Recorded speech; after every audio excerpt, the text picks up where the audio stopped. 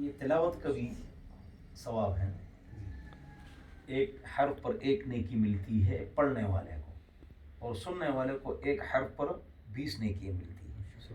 تو تلاوت اس لیے میں نے زیادہ کی کہ گزشتہ ہم غیرت تھے، میں نے کہا تلاوت ذرا زیادہ کر لوں۔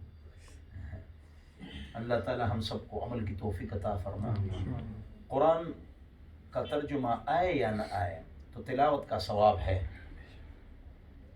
وہ لوگ جو قرآن کو ماننے کا دعویٰ کرتے ہیں اگرچہ نہیں مانتے ہیں، لیکن حدیث ماننے کا انکار کرتے ہیں، وہ کہتے ہیں اگر کوئی آدمی تلاوت کا ترجمہ نہیں جانتا ہے تو وہ ثواب نہیں پا سکتا، تو یہ بات غلط ہے۔ کاف ہا یا عین صاد، اگر کوئی یہ پڑھے گا تو اس کو ثواب ملے گا یا نہیں ملے گا؟ ملے گا۔ اس کا ترجمہ تو عالم کو بھی نہیں آتا، یہ اس کا جواب ہے۔ ایک دوسری بات یہ کہ ہر ایک کے اوپر قرآن کا ترجمہ سیکھنا یہ نہ فرض ہے، نہ واجب ہے، نہ سنت ہے۔ سنت بھی مستحب ہے۔ ہاں قرآن میں جو ہم سے مطالبات ہیں کہ اس پر عمل کرنا فرض ہے، اس پر عمل کرنا واجب ہے، وہ سیکھنا فرض ہے۔ تلاوت سنت اور مستحب ہے۔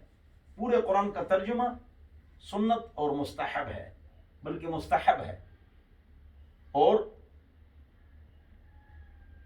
فرض کفایہ ہے، اس حوالے سے کہ ایک عالم، ہر مسجد میں ایک عالم ہونا چاہیے۔ محلہ وہی ہے، جس مسجد میں جو لوگ نماز پڑھتے ہیں وہی محلہ ہے، وہی پڑوسی ہے۔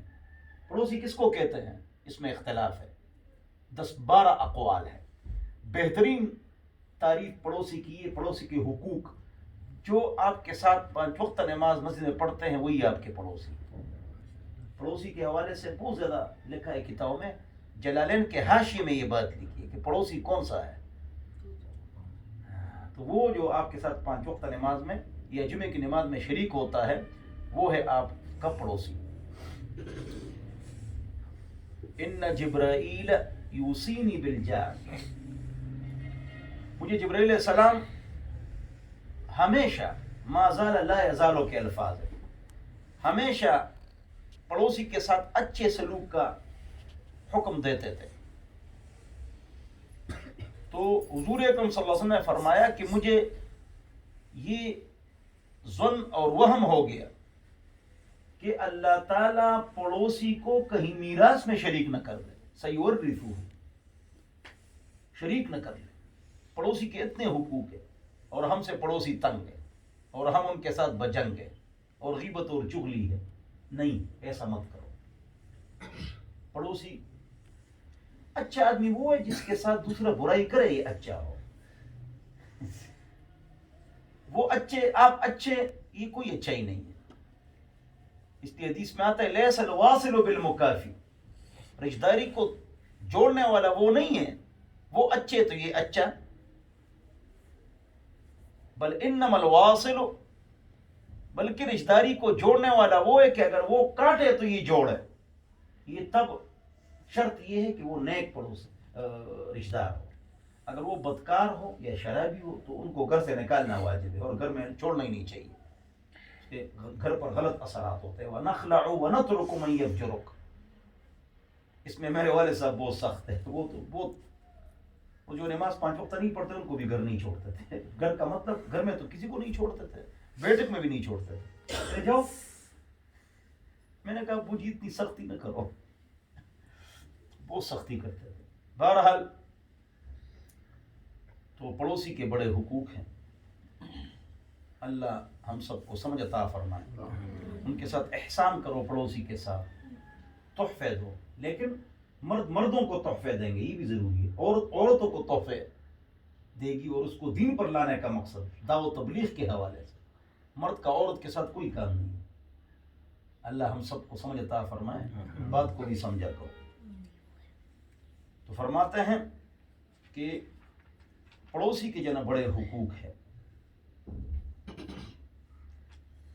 دوسرا مسئلہ یہاں پر یہ بیان ہو رہا ہے کہ کون سی چیز حلال ہے اور کون سی چیز حرام ہے کھانے کے حوالے سے۔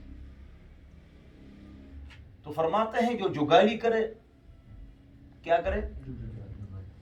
بکرے کے نیچے کے دانت ہوتے ہیں یا اوپر کے؟ سارے خاموش. ہاں ہاں. تو نیچے کے دانت تو اوپر کے نہ ہو اور جو گالی کرے تو وہ کیا ہے؟ حلال ہے. اس کے علاوہ سارے حرام ہیں. بس بات ختم ہو. گدھے اور گھوڑے کے دونوں طرف دانت ہوتا ہے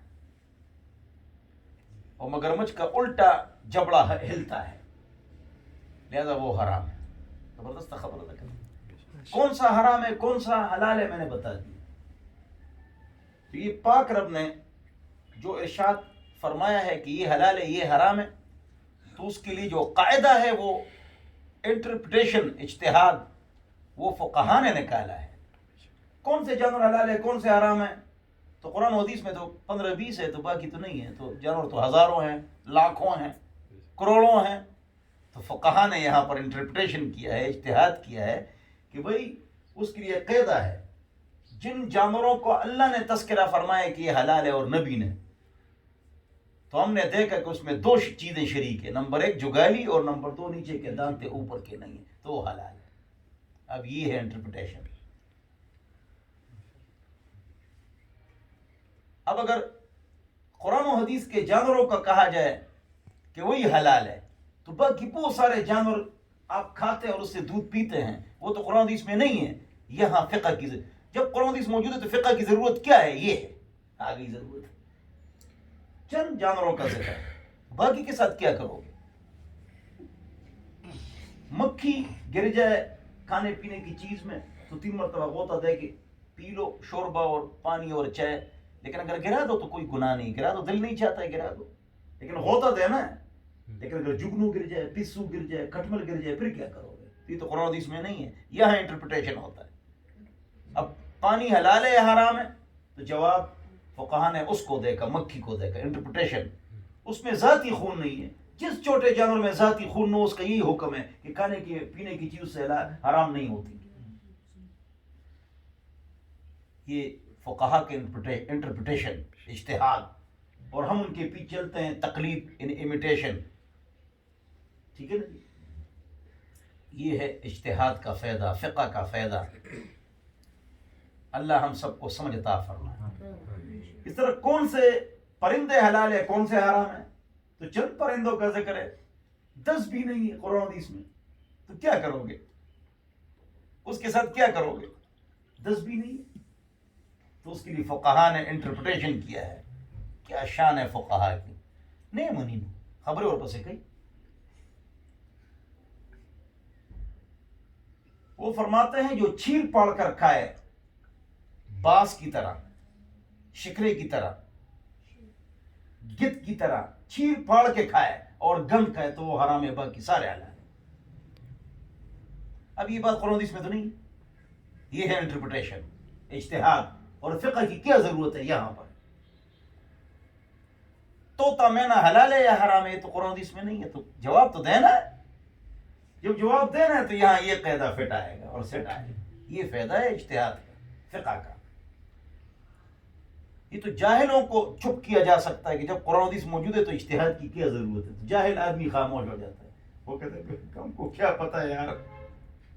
ادھر آ جاؤ میں آپ کو بتاؤں. اللہ ہم سب کو سمجھ عطا فرمائے عقل عطا فرمائے. پہلے کہتے تھے ہم صرف قرآن و حدیث کو مانتے ہیں. 1980 میں کہتے تھے ہم صرف قرآن و حدیث بس. پھر جب بحث ہو گئی تو کہہ رہے اجماع کو بھی مانتے ہیں. اب یہ سوالات ہم نے پوچھے ابھی کہہ رہے ہم اجتہاد کو بھی مانتے ہیں. اسلامک پرنسپلز اصول کتنے ہیں؟ کہہ رہے قرآن و حدیث بس. اب کہتے ہیں قرآن بھی حدیث بھی اجماع بھی قیاس بھی. ماشاءاللہ اب تو مان گئے. اب کہتے ہیں صرف تقلید شخصی کو نہیں مانتے. ایک امام کی بات نہیں مانتے. سب کی مانتے ہیں ایک کی نہیں مانتے. یہاں تک آ گئے ماشاءاللہ. بحث کا یہ فائدہ ہوتا ہے. اس کا جواب یہ ہے کہ امام شافعی فرماتے ہیں خون سے وضو نہیں ٹوٹتا ہے. ابو حنیفہ فرماتے ہیں ٹوٹتا ہے. تو آپ کس کی مانیں گے؟ مجھے بتاؤ. 2 کشتیوں پر پیر رکھ سکتے ہو؟ سمندر میں گر جاؤ گے. یا ایک کی مانو گے یا دوسرے کی مانو گے. تو جس کی مانو گے تو ایک کی مان گئے نا تم. ایک اور جماعت نکل آئی ہے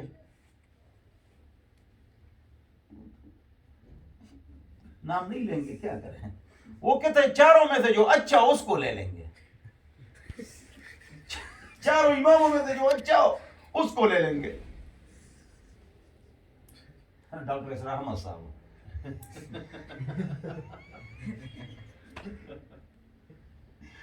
وہ فرماتے ہیں چاروں میں سے جو اچھا ہو تو اس کو لے لیں گے. اس کا جواب یہ ہے کہ یہ نفس پرستی ہو گئی، خواہش پرستی ہو گئی، یہ دین نہیں ہوا. چاروں میں سے جو اچھا ہو اس کو لیں گے اس لیے کہ چاروں امام حق ہے. تو جب چاروں حق ہے تو چاروں میں سے لے سکتے ہیں. پہلا جواب، سارے انبیاء حق ہے لیکن مانیں گے محمد پاک کو. سارے ائمہ حق ہے لیکن مانتے ہیں ہمیں حنیفہ کو. وہاں شریعت کا اختلاف ہے یا اجتہاد کا اختلاف ہے. دوسرا جواب، خون سے جو ٹوٹتا ہے تو گرمی میں کہیں گے ٹوٹتا ہے، گرمی میں کہیں گے ٹھنڈا ٹھنڈا پانی استعمال کریں گے. اور جب سردی ہوگی رضائی کے اندر خون تو نکل گیا لیکن وضو نہیں ٹوٹا. کیوں؟ امام شافعی فرماتے نہیں ٹوٹتا. تو دین کا بیڑا غرق ہو جائے گا کل پرسوں انشاءاللہ اگر ہم دین کے ساتھ یہ کام کریں گے. جو اچھا ہے اس کو لے لیں گے. پھر دونوں میں سے اچھا کون سا ہے یہ فیصلہ کون کرے گا؟ حضرت خون سے جو نہیں ٹوٹتا وہ ٹوٹتا ہے، دونوں میں سے اچھا کون سا ہے یہ فیصلہ کون کرے گا؟ مجتہد یہ فیصلہ کر سکتا ہے. آپ مجتہد تو نہیں ہیں، آپ تو عوام میں سے ہے.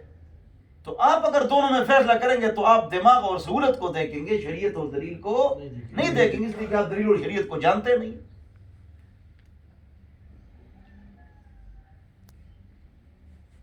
تک دے سوڑی سوڑی روڑ چکم سوڑ دے گنڈم جڑا رہا سی. اور ترجمہ بہت خطرناک ہے. آدمی کس کس کا جواب دے، کون کون سے فتنے کا علاج کرے. اللہ ہم سب کو سمجھ عطا فرمائے، عقل عطا فرمائے. کون سی چیز حلال ہے کھانے پینے میں، کون سی چیز حرام ہے کھانے پینے میں، یہ ہم کو فقہاء نے اصول پرنسپلز بتائے ہیں. تو فرماتے ہیں گائے میں 30 گائے میں شرط یہ کہ اکثر سال باہر چلے، اکثر سال باہر چلے، تب اس میں ایک گائے 1 سال کی. اگر 40 ہے تو اس میں ایک گائے لیکن 2 سال کی. اکثر سال باہر چلے. گھر میں 2 لاکھ گائے ہے اور گھر میں چارہ کھاتی ہیں گائے، تو پھر اس میں زکوٰۃ نہیں ہے. تو جو گھر میں کھلاتے ہیں، گوجر اکثر گھر میں کھلاتے ہیں، لاتے ہیں، چرتے نہیں ہیں، یا اس پہ زکوٰۃ نہیں. لیکن لوگ یہ سمجھتے ہیں کہ اس پر زکوٰۃ ہے. نہیں، اکثر سال باہر چلے. کیوں؟ حدیث میں آتے ففی الصائمۃ زکوٰۃ، حضور نے فرمایا جو باہر چلے اس پر زکوٰۃ ہے. جو گھر میں چارہ کا ہے، 1 لاکھ بھیڑ ہے تو اس پہ زکوٰۃ نہیں. میری بات آپ نہیں سمجھے؟ اچھا اب سنو، تو 40 بھینسوں میں کتنی زکوٰۃ ہے؟ بھینس تو امریکہ کا جانور ہے اور پانی کا جانور ہے اور حضور کے زمانے میں نہیں تھا. اب بھینس کا گوشت کھائیں گے، دودھ پیئیں گے، قربانی کریں گے، زکوٰۃ دیں گے. 4 کوسچنز، 4 سوالات ہیں. اس کا جواب قرآن حدیث وچ نہیں، قرآن حدیث وچ نہیں. اس کا جواب وہی انٹرپریٹیشن. والجاموس کالبقر، ہمارے فقہاء نے کہا کنز الدقائق کہ جاموس بھینس گائے کی طرح ہے. یہ قیاس کیا، اجتہاد کیا. جو حکم کس کا ہے؟ گائے کا ہے، وہی حکم بھینس کا ہے. مقیس علیہ قیاس کی 7 شرائط. کہہ رہے اجماع اور قیاس کو مانتے ہیں. تو اجماع اور قیاس کے حوالے سے جو ہماری کتابیں ہیں، توضیح، تلویح، توشیح، ترشیح، حسامی ہے، نامی ہے، عذر شاشی ہے، درالانوار ہے، ہماری کتابیں ہیں، مدرسے میں پڑھائی جاتی ہیں. آپ اجماع اور قیاس کو مانتے ہیں، اپنی کتابیں دکھاؤ. اجماع اور قیاس کی اپنی کتابیں دکھاؤ، کہاں ہیں؟ فسقط گل زمان ونجح شیر زمان. گل زمان ہار گئے اور شیر زمان جیت گئے. ان کی پراسپیکٹس دیکھو مدارس کی، جو دن رات فقہ کے خلاف ہے. کتابیں ہماری ہی پڑھاتے ہیں، صرف میں، نحو میں، اصول حدیث میں، اصول قرآن میں، اصول تفسیر میں، ہدایہ، سراجی، تمام ان مدارس میں سراجی کتاب پڑھائی جاتی ہے. میراث کس طرح تقسیم کرو گے؟ 12 افراد ہیں، 6 حصے ہیں، 8 عورتیں ہیں، 4 مرد ہیں.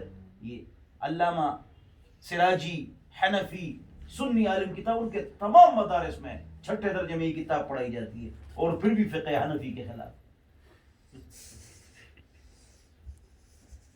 کسی ان کے مدرسے میں جاؤ، وہاں وہ دیکھو ٹائم ٹیبل دیکھو بکس کی، یہ پیریڈز جو ہوتے ہیں مختلف، ٹائم ٹیبل جو ہوتا ہے، کتابیں جو ہوتی ہیں، اصل تو ساری کتابیں کس کی ہیں؟ وہی ہماری کتب ہیں ماشاءاللہ، جو 1200 سال سے چل رہی ہیں. اللہ ہم سب کو سمجھ عطا فرمائے. یہ دوسرا مسئلہ ہو گیا. تیسرا مسئلہ یہ ہو گیا کہ راستے میں کسی نے فون بھی کیا، ابھی پتہ نہیں امتحان لے رہا تھا وہ ہمارا دوست، یا ویسے فون کیا، آپ کو فون آیا کہ رے بھائی حلال جانور میں کتنی چیزیں حرام ہیں یہ بتاؤ. سوال کیا نا، حلال جانور میں کتنی چیزیں حرام ہیں. تو میں نے اس کو کہا توجہ چاہیے، حلال جانوروں میں 6 چیزیں حرام ہیں، 7 نہیں. لوگ کہتے ہیں 7 حرام ہے، مغز بھی حرام ہے. یہ حرام نہیں ہے. حرام مغز بدنام ہے، حرام نہیں ہے. کفایت المفتی، مفتی اعظم ہند مفتی کفایت اللہ صاحب، اور اوجڑی بھی جائز ہے، حرام مغز بھی جائز ہے. 6 چیزیں حرام ہیں. دونوں شرمگاہیں، خصیتین ٹکاٹک کٹاکٹ لوگ کھاتے ہیں، یہ حرام ہے، لوگ کھاتے ہیں. ہر ہوٹل میں، تبلیغی کا ہوٹل ہوگا، اہل حدیث کا، دیندار کا، اللہ والے کا، سب نے ٹکاٹک رکھا ہوا ہے. تو ویسے داڑھی رکھی ہوئی ہے اور ٹکاٹک بھی رکھا ہوا ہے.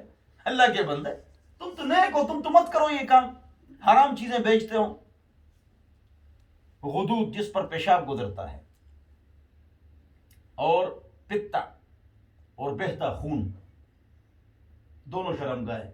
غدود یہ حرام ہے، اور بھی حرام مغز جائز ہے. ایک اور آدمی نے سوال کیا کہ یہ تو فقہا کہتے ہیں یہ حرام ہے. یہ خبر نہ، یہ ذرا خبر ہے شو، یہ تو فقہا کہتے ہیں، تو حدیث میں کہاں لکھا ہوا ہے؟ میں نے کہا امام بخاری کا استاد ہے ابو بکر ابی شیبہ، ان کی کتاب المصنف 17 جلدوں میں حدیث کی کتاب ہے. وہ فرماتے ہیں کہ حلال جانور میں 6 چیزیں حرام ہیں. وہ میں نے آپ کو کہہ رہے وہ ٹھیک ہے. میں نے کہا چلو فون بند کرو. اللہ ہم سب کو سمجھ عطا فرمائے، عقل عطا فرمائے کہ ہم درد غور سے سنیں اور کسی کا کان نہ کھینچیں. کوئی بات نہیں بچے کرنا ہے، اللہ ہم سب کو سمجھ عطا فرمائے. یہ ایک بچے نے دوسرے بچے کا کان کھینچ دیا نا، تو اس پر مجھے ایک قصہ یاد آ گیا لطیفہ. بچوں پر غصہ نہ کرو. امام شافعی نہیں تھے، امام شافعی اور شاہ اسماعیل شہید رحمۃ اللہ علیہ. دیکھو بات سے بات نکلتی ہے نا، امام شافعی اور شاہ اسماعیل شہید رحمۃ اللہ علیہ. آپ حیران ہوں گے، نابالغی کے زمانے میں یہ بڑے عالم بن چکے تھے، نابالغ تھے اور بڑے عالم بن چکے تھے. تو امام شافعی درس دے رہے تھے اور عمر بہت چھوٹی ہے، اور لوگ بھی ارد گرد بیٹھے ہوئے ہیں. جیسے سب سے مشکل گرامر کی کتاب صرف و نحو کی وہ امام حاجب کی ہے، تو اس نے کم عمر میں یہ کتاب لکھ لی تھی. راستے میں گلیوں میں کھیلتے تھے. ایک بڑے عالم نے کہا یہ نہیں لکھ سکتا ہے، یہ نہیں لکھ سکتا ہے. تو کہ اسی نے لکھی ہے. تو بڑا عالم اس پر گزرا، تو اس بچے پر گزرتے ہوئے سلام کیا اس طرح کا: السلام علیکم، السلام علیکم یا غلام، السلام علیکم یا غلام. الف لام جب آ جائے پھر تنوین نہیں آتی، یہ قاعدہ ہے، آپ لوگ تو نہیں جانتے. السلام علیکم، تو الف لام جب آ جائے تنوین نہیں آتی، یہ یاد رکھو. الہادیو ٹھیک ہے، لیکن الہادیون غلط ہے، اور اگر الف لام نہ ہو تو ہادیون ٹھیک ہے. تو اس نے کہا السلام علیکم یا غلام. تو اس بچے نے کیا جواب دیا؟ وعلیکم السلام یا داخل التنوین مع الالف واللام. وعلیکم السلام، لیکن آپ نے تنوین بھی داخل کر دی اور الف لام بھی ہے، لہذا آپ غلطی پر ہیں. تو بڑے عالم نے کہا واقعی اس بچے نے کتاب لکھی ہے. یہ ہمارے چھوٹے بچے چاہے چلائیں گے ہمارے، کوئی بات نہیں. اوباما کا نام ہے، امریکہ کا اوباما، اس کا نام ہے مبارک حسین. کیا نام ہے؟ مبارک حسین. وہ ایک دن مسجد میں بیان فرما رہے تھے، اور کہہ رہے تھے کہ میری جو امی تھی مسلمان تھی، اور میرا نام مبارک حسین ہے، اوباما نہیں ہے، اور میری امی جی مجھے علماء کے دروس میں لے جاتی تھی، اور مجھے قرآن کی آیت ہے، شرعی مسئلے، یہ سب یاد ہے، میں نے قرآن کے دروس سنے، اور پھر وہ آبدیدہ بھی ہو گئے، دل میں اس کو پتہ ہے کہ میں کیا تھا اور کیا بن گیا۔ ڈاکٹر عبدالکلام مسلمان، عبدالقدیر خان صاحب کا ساتھی، لیکن انڈیا کا صدر، اور ماتھے پر ہندوؤں کا نشان بھی لگاتا ہے، اگرچہ مسلمان ہے، جو جس جگہ پر چلا جاتا ہے وہاں فٹ ہو جاتا ہے۔ میری بات نہیں سمجھے؟ تو اس نے یہ بات کی۔ تو یہ جو ہمارے بچے ہیں ام علماء کے پاس لے جاتے ہیں، چاہے یہ شرارت کرے، کان کھینچے، چیخے مارے، نہ، ان کے دل میں پگڑی، داڑھی، قرآن، درس یہ بیٹھتا ہے۔ تو امام شافعی درس دے رہے تھے، اچانک درس کے دوران چڑی آ گئی اور بیٹھ گئی۔ تو اللہ کے بندے درس دو، وہ لوگ بیٹھے ہوئے، تو اس نے آرام آرام سے چپ ہو گئی اور پگڑی اتاری،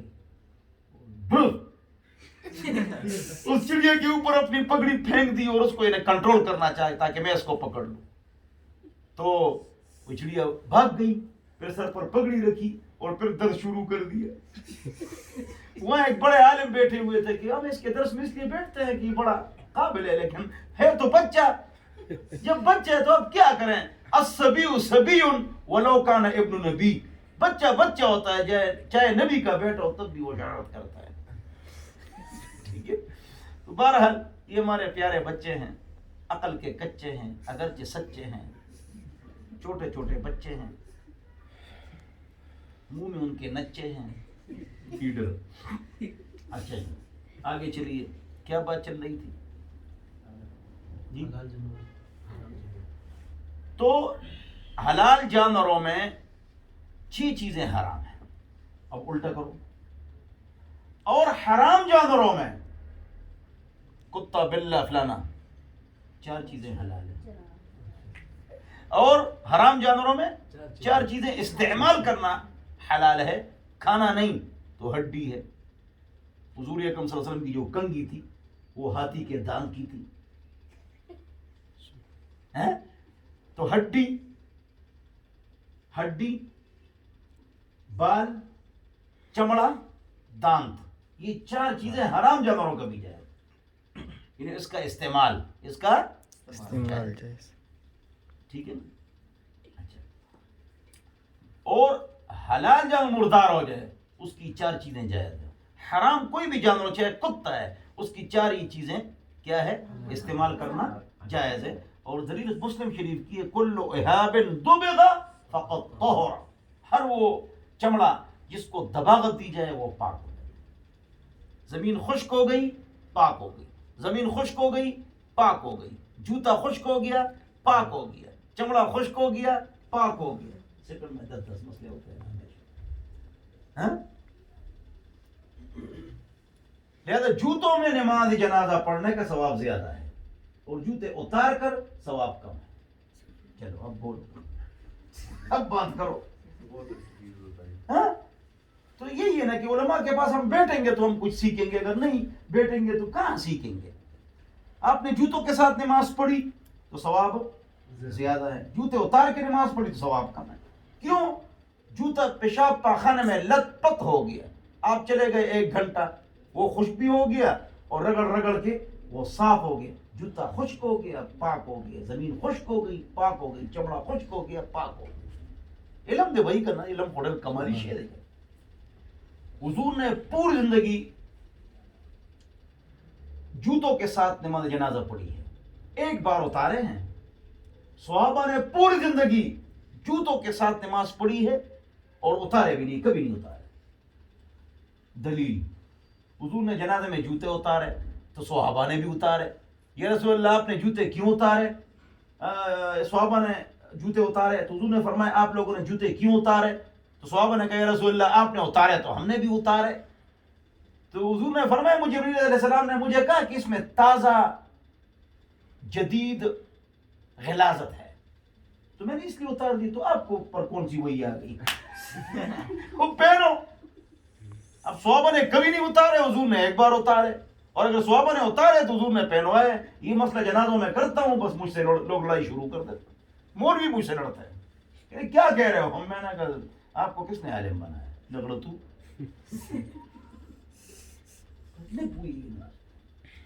ایک بہت بڑے عالم کی ملاقات کے لیے میں چلا گیا. میں علماء کی ملاقات کے لیے بہت جاتا ہوں. تو میں چلا گیا تو اب سلام کرو, دعا کرو, گپ شپ لگاؤ, میں آپ کا مہمان ہوں, چائے پلاؤ. کہتا ہے اے مولوی صحیح مسئلے بیان کر. تو میں نے کہا میں کوئی غلط مسئلہ ہی بیان کرتا ہوں. کہہ رہے غلط فتوے دیتے ہو. شیخ الحدیث تھا. کیا تھا؟ شیخ الحدیث تھا, بڑا عالم تھا, انتقال فرما گئے, اللہ ان کی مغفرت نصیب فرمائے. تو میں نے کہا حضرت چلو میں مسئلے غلط بیان کرتا ہوں تو کم از کم ایک مسئلہ تو بتاؤ کہ میں نے غلط بیان کیا تاکہ میں اس سے رجوع کروں, آئندہ نہ بیان کروں. کہہ رہے آپ نے اس دن جمعے میں مسئلہ بیان کیا تھا تو ایک مقتدی نے مجھے ڈانٹا. میں نے اعلان کیا کہ نامحرم عورت کی چارپائی ہے, لہذا کوئی اس کو کندھا نہ دے, کوئی اس کو کندھا نہ دے, محرم ہی کندھا دے, محرم کندھا دے, نامحرم کندھا نہ دے. تو میرے مقتدی نے کہا کہ حضرت عورت کی چارپائی کو محرم اور نامحرم سب کندھا دیتے ہیں, یہ مسئلہ ٹھیک ہے, اور یہ تورو صاحب نے بیان کیا ہے اور جمعے میں بیان کیا ہے, تو آپ تو اس کے الٹ بیان کر رہے ہیں. کہتے ہیں کون نے میری بے عزتی کی؟ تو مسئلہ کس نے غلط بیان کی؟ میں نے یا شیخ الحدیث صاحب نے؟ تو آپ جو ہے مجھ پر غصہ کر رہے ہیں. تو میں نے کہا مسئلہ تو آپ کا غلط ہے, میرا تو غلط نہیں ہے. کہہ رہے بیٹ کی چائے پیو یار, بکرے کی چائے, دودھ کی چائے پلا. تو میں نے کہا پلاؤ, میں نے کہا ناشتہ کرو گرم گرم. عجیب عجیب مسئلہ. تو مسئلہ تو میرا ٹھیک تھا. اللہ ہم سب کو سمجھ عطا فرمائے, اللہ نے رنگ سمجھ نصیبوں گرزئی, آمین ثم آمین. تو فرماتے ہیں کہ حلال چیز میں 6 چیزیں حرام ہیں, اور حرام جانور میں 4 چیزیں استعمال کرنا جائز ہے, وہ میں نے آپ کو بتا دی.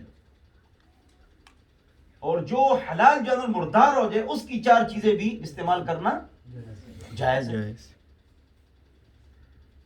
اور اس کی دلیل ایک تو میں نے دے دی, دوسری دلیل بھی دے دی. اب تیسری دلیل سن لو. حضور راستے پر جا رہے تھے صلی اللہ علیہ وسلم, صحابہ ساتھ تھے, صحابہ ساتھ تھے. تو راستے میں ایک گندگی کے ڈھیر پر بکرا پڑا ہوا تھا, مردار. تو حضور نے فرمایا کہ یہ بکرا کس کا ہے؟ تو لوگوں نے کہا آپ کی بیوی کا. یہ اماں جی کا ہے, ہماری اماں جی کا ہے, آپ کی بیوی کا ہے.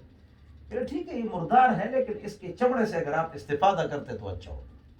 چمڑا اتارو, اسے جانماز بناؤ, ڈھول بناؤ, جائز. چلو بات سے بات نکلتی ہے تو عجیب بات سن لو. آپ نے قربانی کی اور نواز شریف کو آپ کھال دے دیں کہ اس سے اپنے لیے جانماز بنائے تو جائز.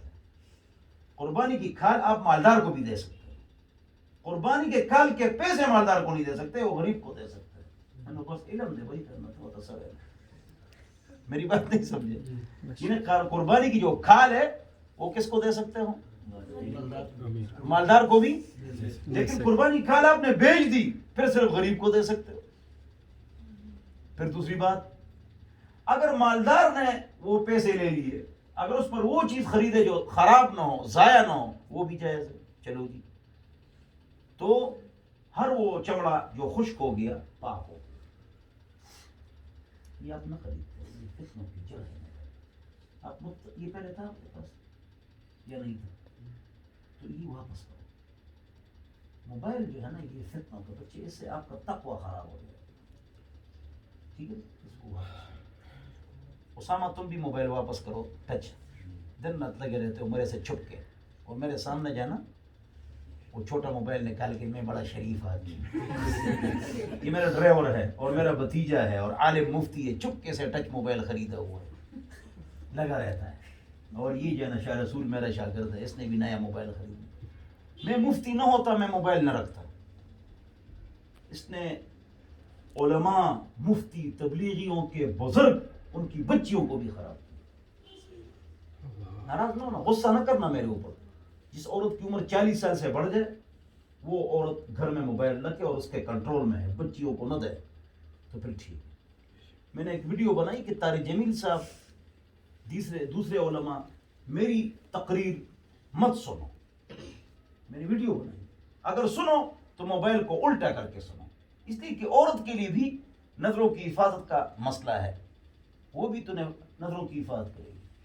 اللہ والے جتنے گرے حافظ، عالم، مفتی، شیخ الحدیث، صوفی، بزرگ، تبلیغی، مجاہد، یہ اللہ والے سارے لوگ ہیں، یہ گھرانے ہیں ہمارے مختلف، کوئی صوفی گھرانے، کوئی تبلیغی گھرانے، اللہ والے سارے، ان کی عورتیں بھی خراب ہو گئی ٹچ موبائل سے۔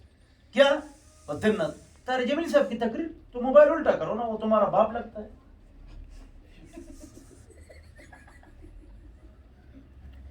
میری بیویاں زیادہ ہے، آپ کو پتہ ہے، موبائل پر کسی عالم یا کسی کی نعت سننا تو دور کی بات ہے، متقی عالم دین کا نام بھی میری بیویاں نہیں لے سکتی، غلط ہے۔ تو فقہاء نے فتاوی الامگری جلد نمبر 5 میں لکھا ہے کہ نامحرموں کے نام بھی نہیں لینا چاہیے، فضول مسئلہ پوچھنا ہے وہ ایک الگ مسئلہ ہوگا۔ موبائل میں نعت خوانوں کو دیکھنا حرام ہے، مولویوں کو دیکھنا حرام ہے، مفتیوں کو دیکھنا حرام ہے۔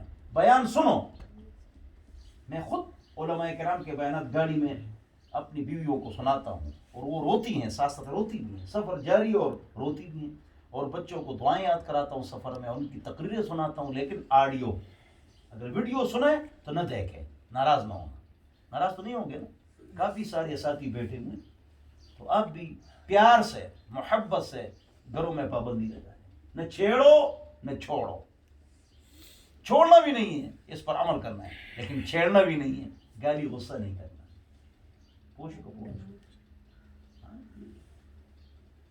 استاد آپ کو کہتے تو استاد کی بات مانو، آپ کی عمر 45 سال ہو جائے تو ٹھیک ہے، 45 سال عمر ہو جائے، بچے ہو جاتے ہیں 4-5، 40 سال کے بعد عقل بالغ ہو جاتی ہے۔ یہ جو نوجوان علماء میڈیا پر آ جاتے ہیں، یہ بھی غلط ہے۔ میں علماء کو کہتا ہوں آپ 45 سال کی عمر میں میڈیا پر آئے، ینگ ہے، میڈیا پر آ چکے ہیں، میں 45 سال کے بعد آیا ہوں، اس سے بھی آدمی گمراہ ہو جاتا ہے۔ اللہ ہم سب کو سمجھتا ہے۔ میں نے زندگی میں ٹی وی نہیں دیکھا ہے، 3 ٹی وی پر بیان کرتا ہوں، گانا نہیں سنا ہے، 5 ریڈیو پر بیان کرتا ہوں۔ گناہوں سے بچنا ہے انشاءاللہ، گناہوں سے بچو گے، آپ کی زبان میں، آپ کے عمل میں، آپ کے اخلاص میں، آپ کے نیک اعمال میں، بلکہ آپ کے پیسوں میں برکت ہوگی یار، آپ کے پیسوں میں برکت ہوگی۔ گانا سنو گے پیسے خالی ہوں گے، ساز سنو گے پیسے خالی ہوں گے، یہ جو چلو چھوڑو، اتنا سخت نہیں کرنا چاہیے کام، اللہ ہم سب کو عمل کی توفیق عطا فرمائے۔ یہاں پر ایک اور مسئلہ ہے، آج بہت اہم سبق ہے، یہاں فرما رہے ہیں کہ خنزیر کا گوشت حرام ہے، یہ غالب کا تذکرہ ہے، کس کا تذکرہ ہے؟ غالب، چونکہ لوگ گوشت کھاتے ہیں، ورنہ خنزیر پورا کا پورا حرام ہے۔ اب دیکھو حلال جانور میں 6 چیزیں حرام ہیں، حرام جانور میں اور مردار جانور میں 4 چیزیں جائز ہے، کیا؟ ہڈی، بال، چمڑا، دانت، گڈ، ان 4 کو استعمال کرنا کیا ہے بولو؟ جائز ہے، اسے آپ استفادہ کر سکتے ہیں، لیکن خنزیر کے 4 حرام۔ لہذا ٹوتھ پیسٹ برش یا شیو برش، اس کے اوپر لکھا ہوتا ہے پگ، صاف لکھا ہوتا ہے پگ، تو اس کا استعمال کرنا حرام ہے، اس لیے کہ وہ کس کا ہوتا ہے؟ خنزیر کے بالوں کا ہوتا ہے۔ آج کل چائنا سے کچھ کوٹ آتے ہیں، لیدر کے کوٹ، وہ سخت ہوتے ہیں، وہ بھی حرام ہے، وہ خنزیر کے جیسے چمڑے کا بنا ہوا ہے، دکاندار کو پتہ ہوتا ہے، دکاندار سے پوچھ لو، توجہ چاہیے۔ تو خنزیر کا گوشت تو حرام ہے، بہت اہم مسئلہ بیان ہو رہا ہے، توجہ چاہیے۔ خنزیر کا گوشت کیا ہے بولو؟ حرام۔ لیکن شراب حرام ہے، لیکن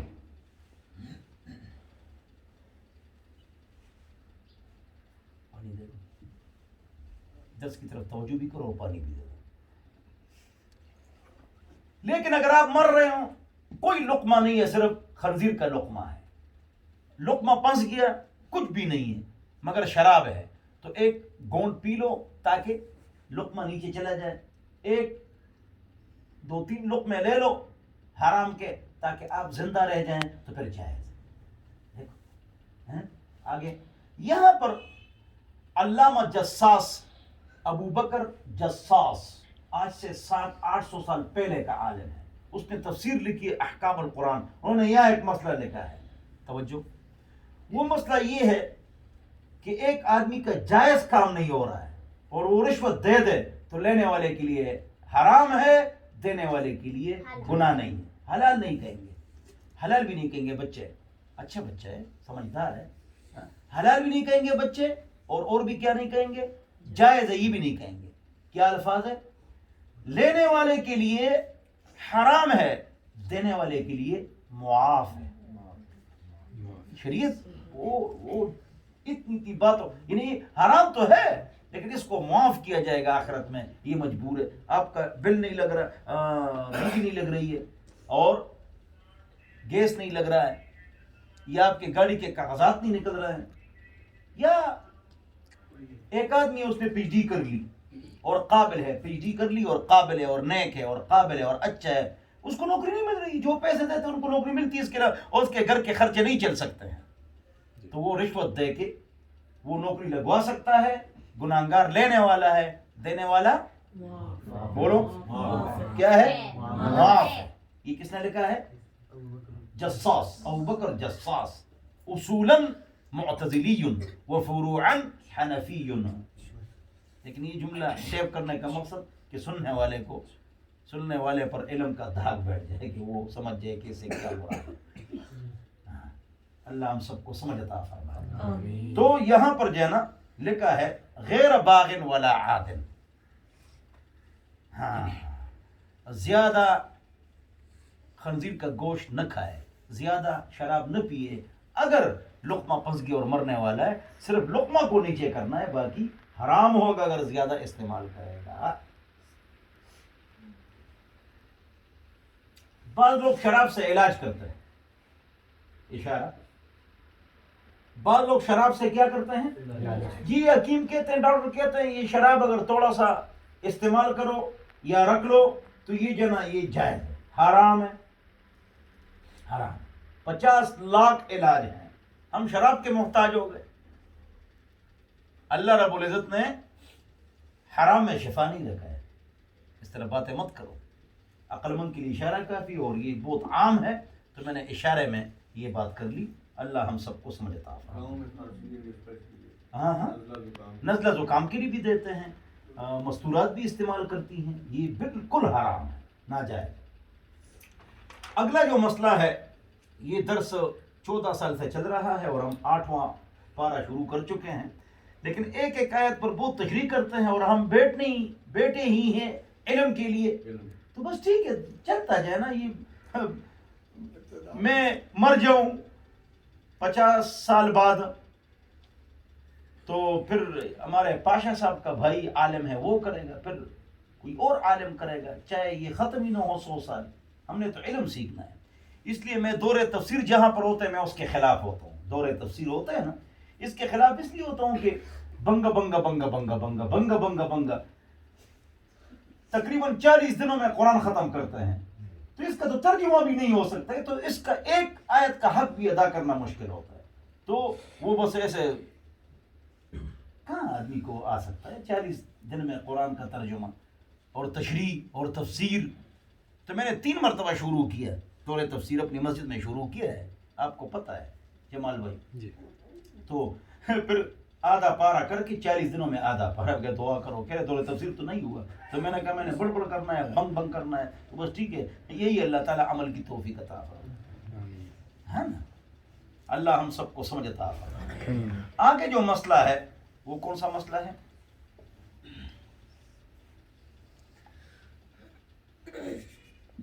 مشرکین نے ایک غلط بات کر لی، توجہ، مشرکین نے یہ بات کہی کہ لو شاء اللہ ما اشرکنا، حضور نے فرمایا مشرکین مکہ تم شرک کیوں کرتے ہو؟ تو نے جواب میں کیا کہا پتہ ہے؟ اپنی بات اللہ پر ڈالی. استغفر اللہ. کہ اللہ چاہتا ہے کہ ہم شرک کریں، اگر اللہ نہ چاہتا تو ہم شرک نہ کرتے. استغفر اللہ. اللہ چاہتا ہے کہ تم نیک بنو، اللہ یہ نہیں چاہتا کہ تم مشرک بنو. وما تشاؤون الا ان یشاء اللہ رب العالمین. یہاں سے اشکال ہو سکتا ہے، یہاں سے اشکال، جو کچھ ہوتا ہے اللہ کی چاہت سے ہوتا ہے، یہاں مطلب ہے اللہ کی پیدائش سے ہوتا ہے. کس سے ہوتا ہے؟ یہ مطلب ہے، یہ نقطہ ہے بہت علمی. اللہ تعالیٰ ہر چیز کا خالق ہے، کاسب نہیں. اللہ خیر و شر کو پیدا کرنے والا ہے، آگ اور پانی کو پیدا کرنے والا ہے، کاسب کرنے والا نہیں. کرنے والے ہم ہیں، اللہ نے ہم کو اختیار دیا ہے. لہذا تم کیوں، تجھے پیاس لگی ہے اور آگ کھاتے ہو تو پانی پیو نا. تو اللہ فرماتے ہیں فَلَقْتَحَمَ الْعَقَبَةَ، میں نے دو راستے آپ کو دکھائے، فَهَدَيْنَاهُ النَّجْدَيْنِ، حق کا راستہ اور باطل کا راستہ. فَلَقْتَحَمَ الْعَقَبَةَ، بیوقوف آدمی تم گھڑے میں کیوں گرتے ہو؟ تو اللہ ڈانٹتا کیوں ہے کہ شر میں تم خود جاتے ہو. لوگ اشکال کرتے ہیں نا کہ بھئی ختم اللہ علی قلوبہم. توجہ، اللہ نے ان کے دلوں پر مور لگا لی. جب اللہ ہی نے مور لگا دی تو پھر اللہ پٹائی کیوں کرتا ہے؟ سوال ہے نا، لوگ کرتے ہیں سوال. تو اللہ کے بندے، اس سے جو گزشتہ آیت ہے اس میں اس کا جواب آ گیا نا. اللہ نے فرمایا ان الذین کفروا، بے شک جن لوگوں نے خود بخود کفر اختیار کر لیا، ختم اللہ علی قلوبہم، اس کے بعد اللہ نے ان کے دلوں پر مہر لگائی. تو بات ختم ہو گئی، اشکال ختم ہو گئی. انہیں کفر کو اختیار کر لیا ہے اللہ نے. بات سمجھ آ گئی نہیں آ گئی؟ ہاں، حرکت میں برکت ہے. جب طلب اور عاجزی ہوگی، یہ نہیں، حرکت ہوگی تو اللہ برکت کرے گا اور اس میں اضافہ کرے گا. اب سمجھ گئے سب؟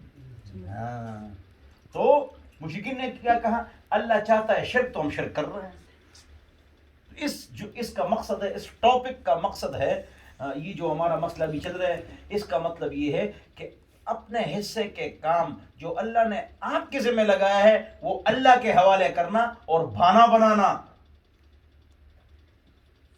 اس کو کہتے ہیں ہمارے مسئلے کا ٹاپک. اس کی مثال لے لیجئے جمال بھائی. اس کی مثال یہ ہے کہ ایک آدمی کو تم کو فجر میں نہیں تھے اور آج عصر کو آپ دکان میں بیٹھے ہوئے تھے تو آپ تو نماز کے نہیں آئے. تو وہ کیا کہتا ہے پتہ ہے؟ وہ کہتا ہے کہ دعا کرو.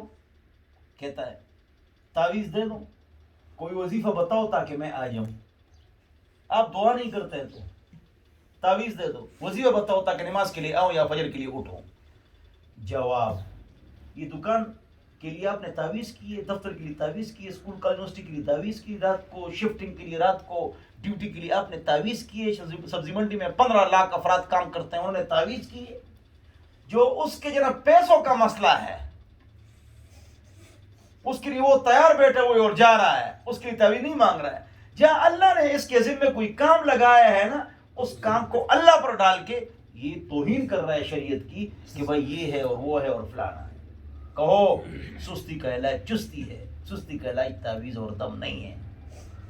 تو اپنے حصے کا کام اللہ پر نہیں ڈالنا چاہیے کہ اللہ کو مورد الزام ٹھہراؤ کہ اللہ نہیں چاہتا ہے. اللہ سے ڈرو، غلط باتیں مت کرو، گناہ کی باتیں مت کرو. اللہ ہم سب کو سمجھ عطا فرمائے، عقل عطا فرمائے. ہم اس طرح کرتے ہیں. میں کبھی اپنے اولاد سے لڑتا ہوں، بچوں سے لڑتا ہوں نا. بچے ہیں میرے تو نماز میں فجر میں سستی کر لیتے ہیں تو میں ان سے لڑتا ہوں. تو اس دوران میں ان سے ایک بات کرتا ہوں کہ ہمارے محلے میں حاجی علی رحمان صاحب ہے، اس کا بیٹا ہے. تو علی رحمان صاحب عام آدمی ہے، دیندار، اور اس کا بیٹا داڑھی کاٹتا ہے، لیکن فجر میں ایک دن انہوں نے غیرحاضری نہیں کی. تو میں نے کہا تم حافظ عالم ہو، ہمیشہ نماز پڑھتے ہو ماشاءاللہ، لیکن ایک غیرحاضری بھی میں نہیں چاہتا ہوں. ایک غیرحاضری فجر میں چاہتا، میں رات کو 2 بجے سوتا ہوں یا 3 بجے سوتا ہوں، 2-3 گھنٹے سوتا ہوں، لیکن فجر مجھ سے خطا نہیں ہوتی الحمدللہ. فجر کی نماز کے بعد اشراق کے بعد سوتا ہوں، نیند جو برابر کرنی ہے. رات کو 130 کتابیں لکھی ہیں، رات کو اٹھتے ہی یہ ساری کتابیں میں نے اس وقت لکھی. دن کو تو بڑا رش ہوتا ہے, 120 جلدیں ہماری فتاوی کی ہو گئی, 7 مدرسے ہیں, 7-8 لاکھ تنخواہیں ہیں, 7 ادارے ہیں, 3 ٹی وی ہے, 5 ریڈیو ہے. میں تو بہت مصروف ہوتا ہوں. تو رات کو میرے پاس کوئی نہیں ہوتا ہے, میں فارغ ہوتا ہوں, کتابیں لکھتا ہوں, دن کا کام مکمل کر لیتا ہوں. پھر جو ہے نا اکثر سوتا نہیں, یا 2 گھنٹے سو جاتا ہوں.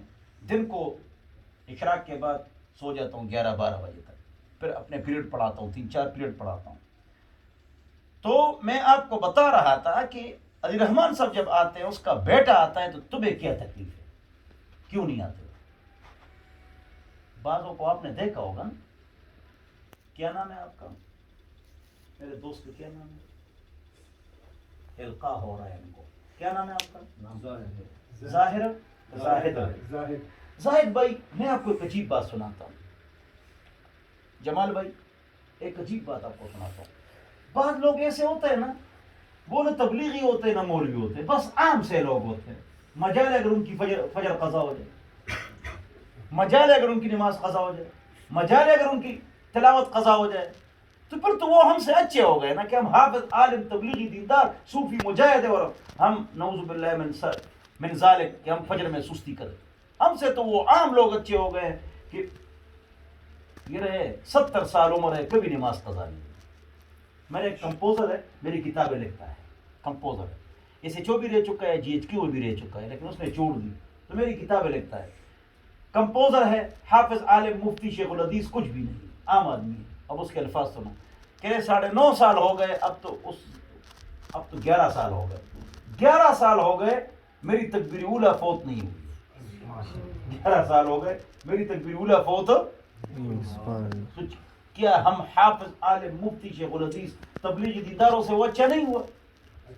تو پھر ایک مرتبہ میرے استاد مولانا فضل محمد صاحب تشریف لائے کراچی سے میرے پاس. صبح کی نماز اذان سے پہلے مسجد میں آئے, تو میں بھی آیا.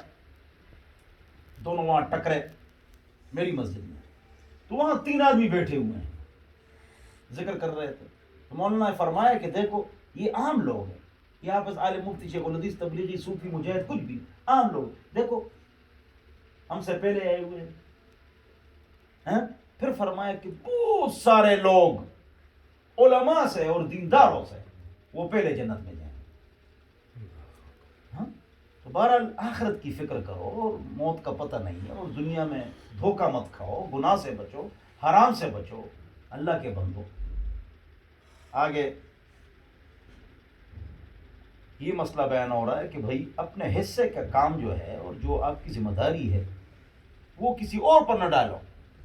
یا ایک نقطہ بھی سن لو, بعضوں کو ہم دعوت دیتے ہیں کہ بھائی نماز کے لیے آؤ, تو وہ ایک غلط جملہ کہتا ہے. اچھا آپ کہتے ہیں ٹھیک جملہ ہے, یہ غلط جملہ ہے, بس دعا کرو اللہ توفیق دے دے. آپ نے سنا ہی نہیں, یار دعا کرو اللہ توفیق دے دے, آپ دعا ہی نہیں کرتے ہیں, یہ غلط جملہ ہے. پھر آپ دل میں اشکال کرتے ہیں کہ مسجد میں جب بیان کرتے ہیں, بات چیت کرتے ہیں, آتے ہیں تو اللہ ہی نے توفیق دے دی, تو پھر ہم یہ کیوں کہتے ہیں؟ دونوں کا جواب سمجھو. یہ علمی باتیں ہیں عقائد کی, اس کو سمجھو. دیکھو پہلی بات سمجھو, توفیق کس کو کہتے ہیں؟ بولو, توفیق توفیق کہتے ہیں سلامت الاعضاء والاسباب والاوقات. آپ کے اعضاء ٹھیک ہے, آپ کی کوئی دشمنی نہیں ہے, مسجد آ سکتے ہو, اسباب بھی ہیں,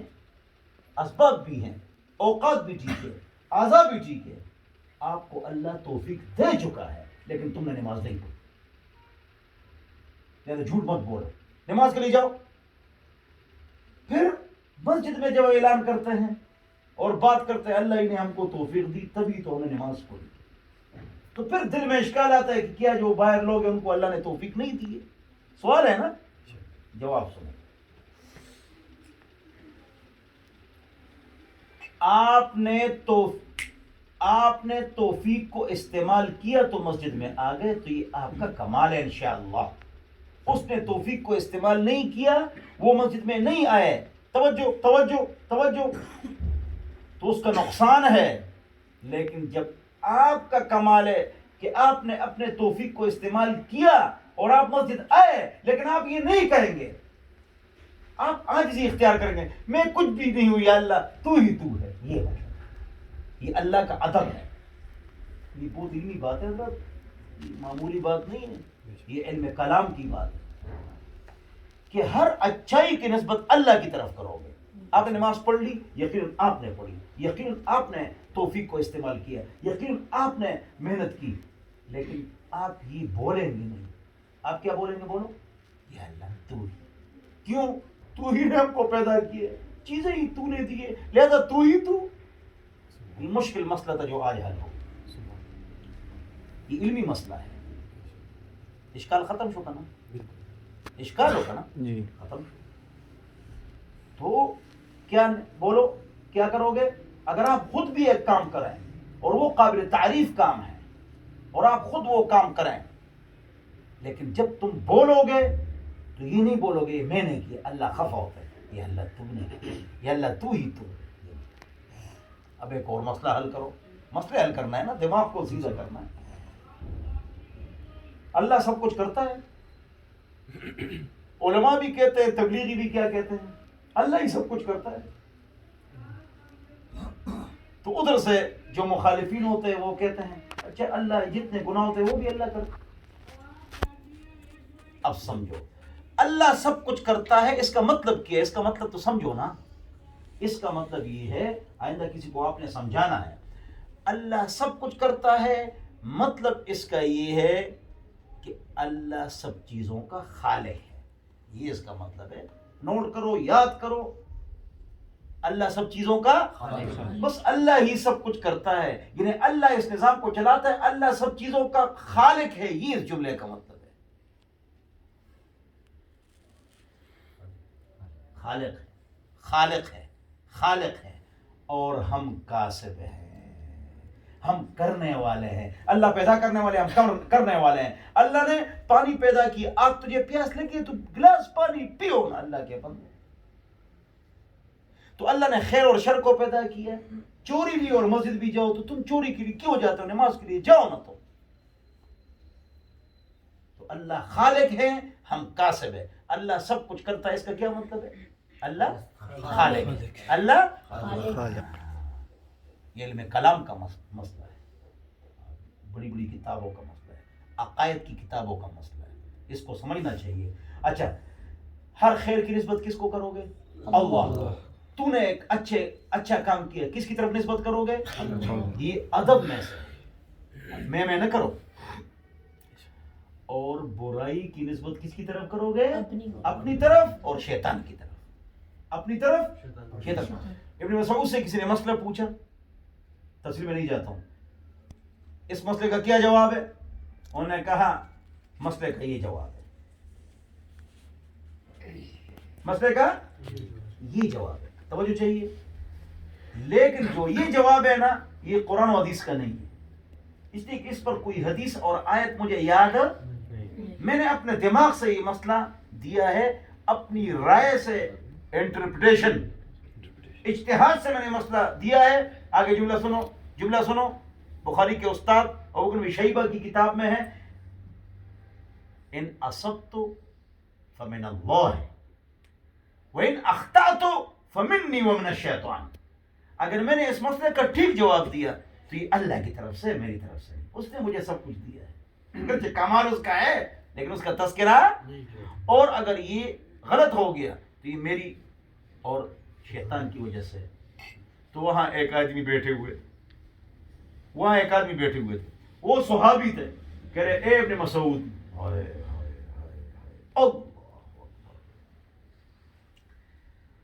اللہ اکبر، آپ نے جو فیصلہ دیا نا بالکل یہی فیصلہ حضور نے فلانی عورت اور فلانے مرد کا کیا.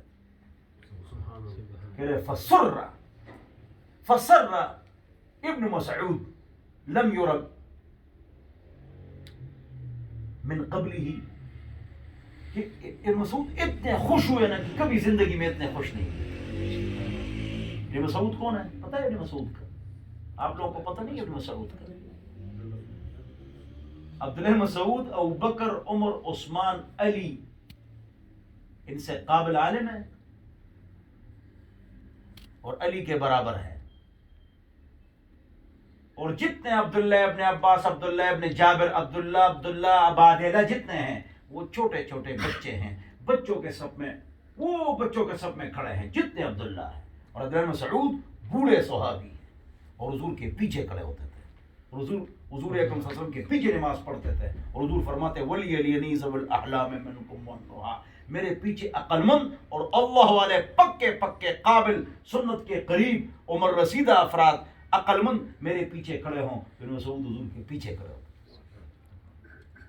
دار الحناتین ایک گلی ہے، یہ مکہ میں ہے، وہاں پر امام اوزائی عبد الرحمن شامی ابو حنیفہ سے ٹکرائے. توجہ، سلام دعا کر کے فوراً ٹک مارا. امام اوزائی نے ابو حنیفہ پر ٹک مارا کہ تم رفع دین کیوں نہیں کرتے ہو. مناظرہ شروع ہو گئے کھڑے کھڑے. ہائے ہائے ابن مسعود کی بات چل رہی ہے. تو امام ابو حنیفہ کے الفاظ ذرا سنو نا. انہوں نے فرمایا لم یثبت، حضور سے رفع دین ثابت ہی نہیں. وہ آدمی بات کر رہا ہے جو صحابہ کے پاس بیٹھا ہے، ان سے روایت ہی لم یثبت، حضور سے رفع دین ثابت نہیں. توجہ چاہیے. رفع دین کرو نہ کرو کوئی بات نہیں، لڑائی جھگڑا مناظروں کی بات نہیں ہے، وہ بھی ٹھیک یہ بھی ٹھیک، دو طرفہ دلائل موجود ہے. لڑائی جھگڑا مناظرے یہ بیوقوفی ہے، لیکن اپنے دلائل تو بیان کرنے کا حق میں رکھتا ہوں. تو انہوں نے کہا حضور سے ثابت نہیں ہے. اب بخاری میں حدیث ہیں، مسلم میں حدیث ہیں، کیوں ثابت نہیں ہے؟ تو فوراً امام اوزائی نے حدیث سنائی. مجھے حدیث بیان کی اس نے اس کو نافع نے اس کو ابن عمر نے کہ حضور نے رفع دین کیا. کیا میں نے حدیث سنائی ہے آپ کو؟ بڑی سلسلۃ الذہب ہے، یہ تو حدیث ہے، یہ ثابت ہے. حنیفہ نے کہا مجھ سے حدیث بیان کی حماد نے، اس سے ابراہیم نخعی نے، اس سے علقمہ اور اسود نے، اس سے مسعود نے، کی انہیں تمام صحابہ اور تابعین کو جمع کی. آ جاؤ میں تم کو حضور کی نماز پڑھاتا ہوں. اور نماز پڑھائی. فلم یرفع یدیہ الا اول مرہ، پہلی مرتبہ رفع دین کیا پھر نہیں کیا. یہ حدیث ہے، وہ منسوخ ہے. اس لیے کہ لم یثبت، ترک رفع دین ثابت نہیں ہے. تو ثابت تو ہے بہت سارے احادیث ہیں، احادیث تو بہت ساری ہے، ثابت ہے، لیکن آخری عمر تک ثابت نہیں ہے. اس کی دلیل نہیں ہے. رفع دین تو ثابت سلام کے وقت بھی ہے، ہر اٹھتے بیٹھتے بھی یہ شیعہ کرتا ہے. یہ بھی پہلے تھا، 18 جگہ پر رفع دین نہیں کرتے ہیں، تھا. اب 9 جگہوں میں اختلاف ہے. 18 جگہ تو وہ بھی مانتے ہیں، ہم بھی مانتے ہیں کہ رفع دین منسوخ ہو گئی. نسخ کی دلیل کوئی نہیں ہے. 18 جگہوں پر جو ہم سے ادھر مانگتے ہیں. نسخ ایک حقیقی ہے، نسخ ایک اجتہادی ہے. نسخ ایک حقیقی ہے، نسخ ایک اجتہادی ہے. امام نووی نے فرمایا جو باپ پیچھے ہو وہ ناسخ ہوگا پہلے باپ کے لیے. ترک رفع دین کی روایت ہمیشہ گزشتہ باپ کے بعد، رفع دین کے بعد یہ باپ آتا ہے، لہذا یہ نسخ اجتہادی ہے. کیا ہے؟ بہرحال تو نے حدیث سنائی. تو امام اوزائی نے کہا آپ کی جو روایت ہے اس میں افراد زیادہ ہیں، میری جو روایت ہے اس میں افراد کم ہیں. اور جس میں افراد کم ہو روایت قوی ہوتی ہے. وہ روایت کیا ہوتی ہے؟ بات تو اس نے ٹھیک کی. حنیفہ نے کہا چلو مجھے جواب دو، میرا استاد افضل ہے یا آپ کا؟ کہہ رہے آپ کا. کہ ابراہیم نخعی افضل ہے یا آپ کا دادا استاد؟ کہہ رہے ابراہیم نخعی افضل ہے. ادھر دیکھو، ادھر آئے ابن عمر اس کے مقابلے میں، ادھر علقمہ اسود آئے. تو علقمہ اسود جو ہے یہ تابعی ہے، ادھر ابن عمر ہے وہ صحابی ہے. تو یہاں تو ابو حنیفہ کی دلیل کمزور ہو گئی نا، کمزور ہو گئی نا. ابو حنیفہ نے فرمایا کہ بتاؤ ابن عمر کا علم زیادہ ہے یا علقمہ اسود کا؟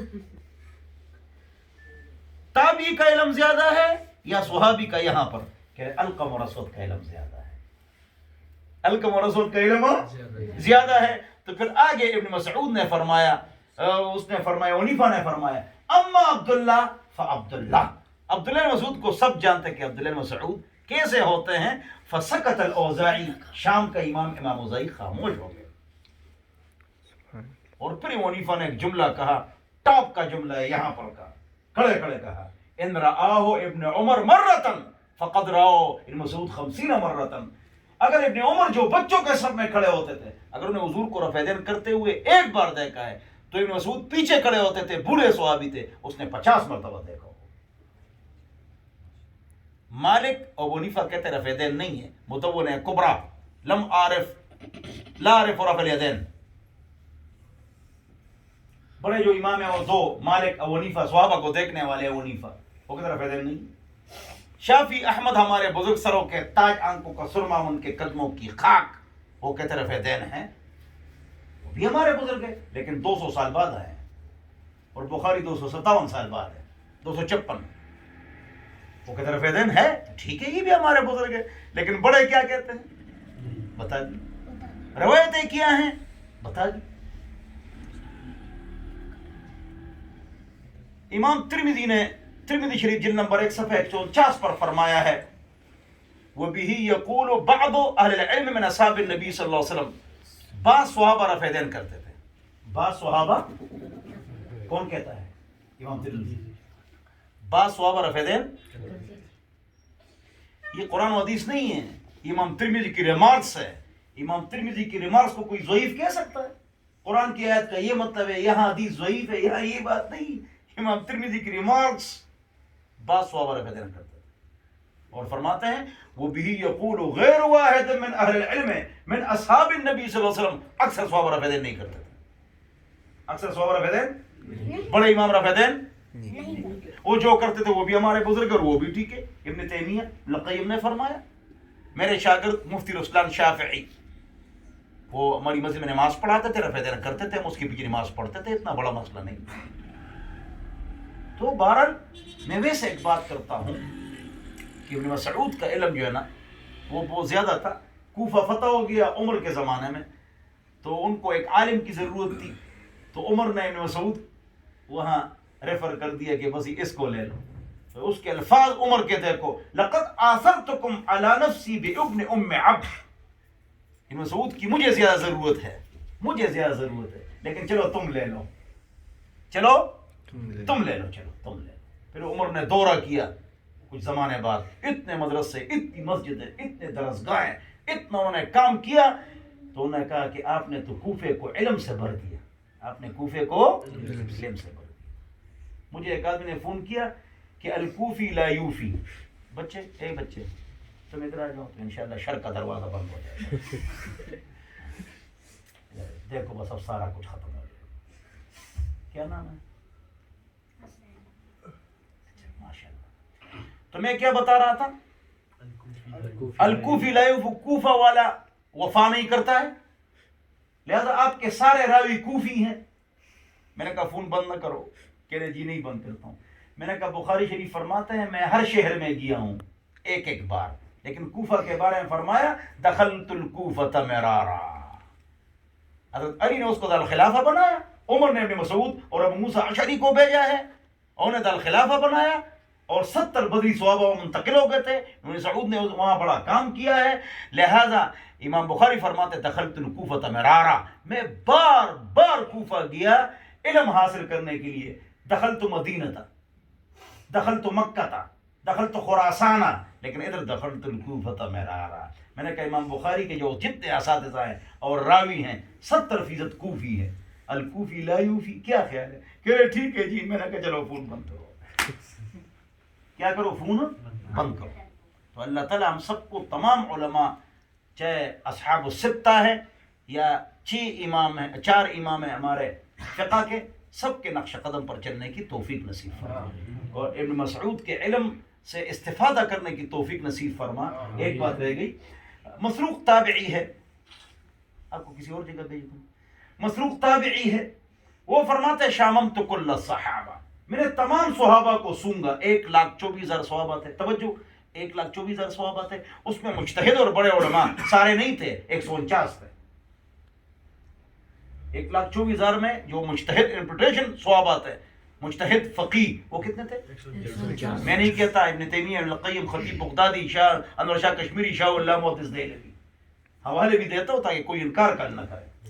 وہ فرماتے ہیں میں نے تمام صحابہ کو سونگا، مسروق تابعی فرماتے ہیں فوجدت علمهم ينتهي الى 6، تمام صحابہ کا علم 6 کے پاس ہے، 6 بڑے صحابہ ہیں، ابو بکر ہے، عمر ہے، عثمان ہے، ابی ابن کعب ہے، ابن مسعود ہے رضی اللہ عنہم. اچھا ثم شاممتہم، تمام صحابہ کا علم 6 کے پاس، 6 کو میں نے سونگا. فوجدت علمہم ینتہی الی اثنین، میں نے دیکھا کہ 6 کا علم بھی 2 صحابہ کے پاس ہے. علی حیدر کرار، نامدار، عزت دار، علمدار، اہل بیت کے سردار، ہمارے سروں کے تاج، آنکھوں کا سرما، ہم ان کے قدموں کی خاک. اور ابن مسعود، سبحان اللہ. علی اور ابن مسعود کے پاس تمام صحابہ کا علم ہے. سن لو، فقہ حنفی علی اور ابن مسعود سے ہے. امام شافعی کی جو فقہ ہے وہ ابن عمر سے ہے، اور امام احمد کی جو فقہ ہے وہ ابن عباس سے ہے، وہ مکہ میں تھے. ان کی ابن عمر سے ہے شافعی کی، ہمارے علی بن مسعود سے ہے. اور حضرت امام دار الحجرہ مالک بن انس، امام مالک، اس کی فقہ توجہ تعامل اہل مدینہ سے ہے. جو مدینہ منورہ میں ہو رہا ہے وہ میرا مذہب ہے، میں کسی دلیل کو نہیں مانتا. دلیل یہ دلیل، میں دلیل مانتا ہی نہیں ہوں. بس جو مدینہ منورہ میں ہو رہا ہے نا، یہ بس میرا موقف ہے. وہ بولو نا ذرا، کیوں؟ ابھی صحابہ کا انتقال ہوا ہے، ابھی صحابہ کا انتقال ہوا ہے. کچھ صحابہ باقی بھی ہیں، اور یہ تابعین ہیں. جو آخری عمل حضور اور صحابہ کا تھا وہ یہاں سے پتہ چلے گا. لہذا میرا موقف، میں کسی کی دلیل کو مانتا، میں کس دلیل کو مانتا ہوں؟ مدینہ منورہ جو کر رہے ہیں وہی ہمارا دین ہے. بس اللہ اکبر، اور فیدین کا قائل نہیں. فقہ حنفی اور فقہ مالکی 90% بالکل ساتھ ہے اور ایک جیسی، اور اس طرح ہے، اس میں کوئی اختلاف نہیں. اللہ ہم سب کو سمجھ عطا فرمائے. وآخر دعوانا الحمد للہ رب العالمین، وصلی اللہ علیہ وسلم.